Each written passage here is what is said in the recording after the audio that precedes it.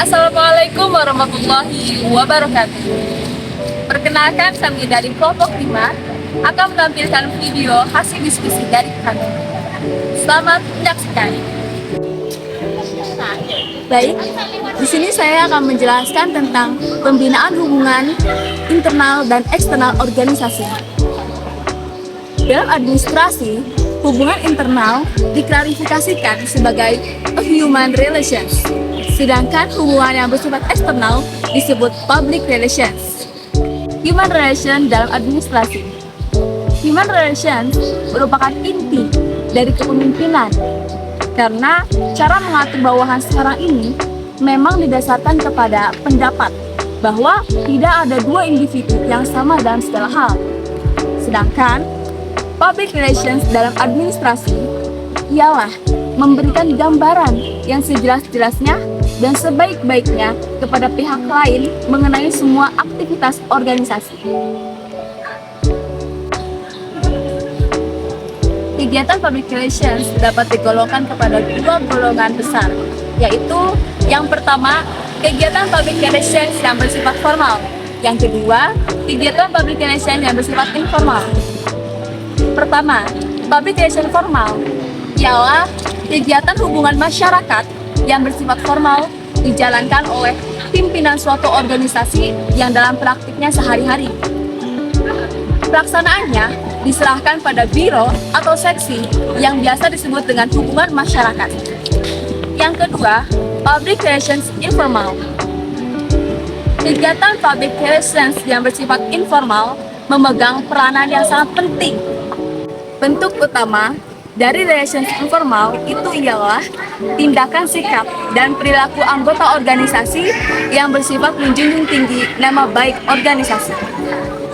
Adapun syarat dari kegiatan public relations ini adalah: yang pertama, mengetahui dengan jelas tujuan organisasi. Yang kedua, mengetahui dengan jelas kebijakan pimpinan organisasi.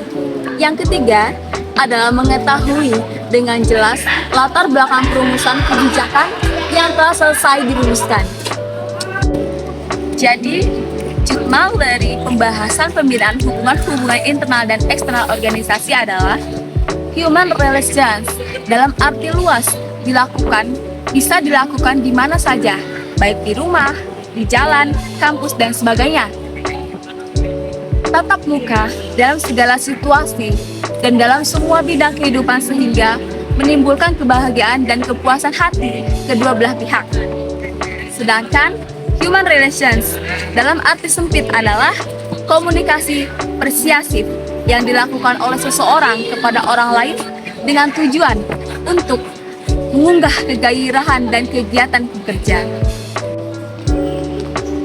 Yakni saya akan membahas bab di mana fungsi administrasi dan manajemen. Administrasi sendiri berfungsi untuk menemukan tujuan organisasi dalam merumuskan kebijakan-kebijakan umum, sedangkan untuk manajemen sendiri berfungsi untuk melaksanakan kegiatan-kegiatan yang perlu dilaksanakan dalam rangka pencapaian tujuan.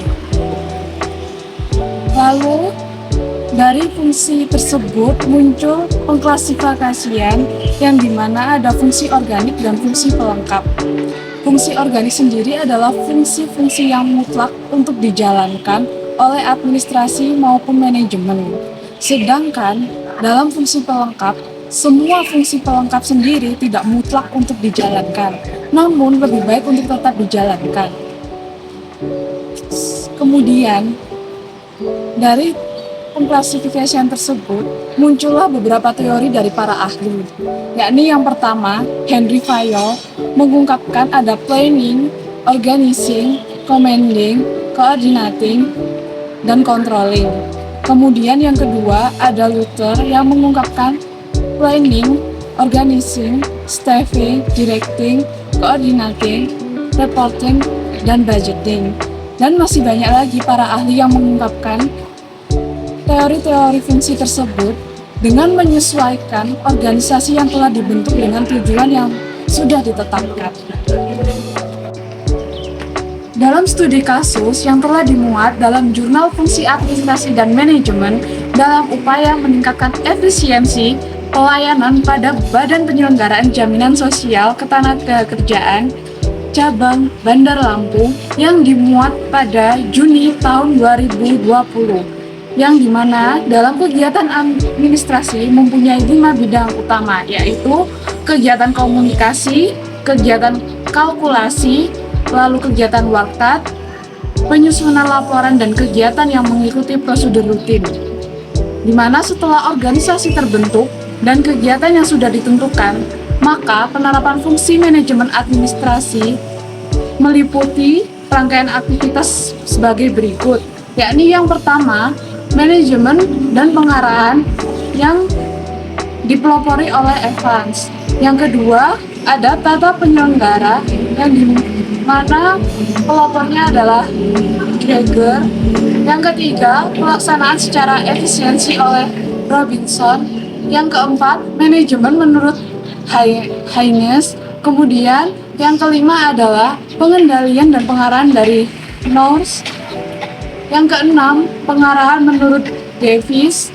Lalu yang ketujuh adalah perencanaan, pengendalian, pengorganisasian, serta pengarahan menurut Terry. Kemudian ada lagi, menurut Weber, ada 5 jenis fungsi pendukung administrasi, yaitu sebagai berikut: fungsi rutin, fungsi teknis, fungsi analisis, fungsi internasional, dan fungsi manajerial. Masuk di bab 9, yaitu membahas mengenai perencanaan atau planning. Planning yang sering kita dengar itu keseluruhan dan penentuan secara matang untuk mencapai tujuan yang telah ditetapkan. Hal tersebut merupakan definisi mendasar mengenai planning. Akan tetapi, bagaimana jika dikaitkan dengan yang pertama, administrasi planning, kemudian managerial planning? Masuk di administrasi planning. Di administrasi planning ini mencakup segala aspek kegiatan dan meliputi seluruh unit organisasi yang merupakan hasil pemikiran dan penentuan secara garis besar. Selanjutnya yaitu managerial planning. Managerial planning ini itu lebih bersifat departemental, operasional, lebih khusus dan mendetail. Di dalam planning ini terdapat penjabaran lanjutan. Yang pertama, ada yang namanya hubungan perencanaan dengan research, yaitu pendahuluan sebelum melakukan kegiatan, mulai dari pengumpulan data, yang mana dari data tersebut masih perlu untuk dianalisis. Kegiatan ini untuk menghindari istilah yang namanya hanya baik di atas kertas. Premis-premis perencanaan. Ada 4 premis yang dipegang teguh, bahwa dalam pencapaian tujuan yang telah ditentukan, sumber-sumber yang tersedia selalu terbatas. 2. Bahwa suatu organisasi harus memperhatikan kondisi serta situasi dalam masyarakat. 3. Bahwa organisasi tidak dapat melaksanakan dari beberapa jenis bertanggung jawab. Fungsi perencanaan ada 3 ciri. 1. Pertama, mengetahui sifat dan ciri-ciri suatu perencanaan yang baik. 2. Memandang proses perencanaan sebagai suatu rangkaian bertanggung jawab yang harus dijawab dengan memuaskan. 3. Memandang proses perencanaan sebagai suatu masalah yang harus dipecahkan dengan sistematis.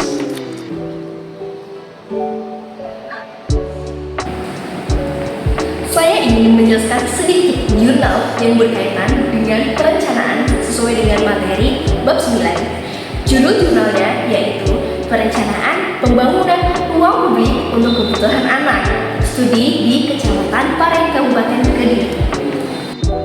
Garis besar pembahasan dari jurnal yaitu bahwa perencanaan tata ruang wilayah sudah sesuai dengan rencana tata ruang wilayah Kabupaten Kediri tahun 2010 sampai 2030. Pelaksanaan penataan ruang meliputi pemanfaatan, pengendalian ruang dan penataan ruang kawasan perkotaan, pengawasan penataan ruang terdiri atas tindakan, pemantauan, evaluasi, dan pelaporan. Proses perencanaan pembangunan ruang publik untuk kebutuhan anak telah melibatkan berbagai pihak seperti pemerintah, swasta, dan masyarakat.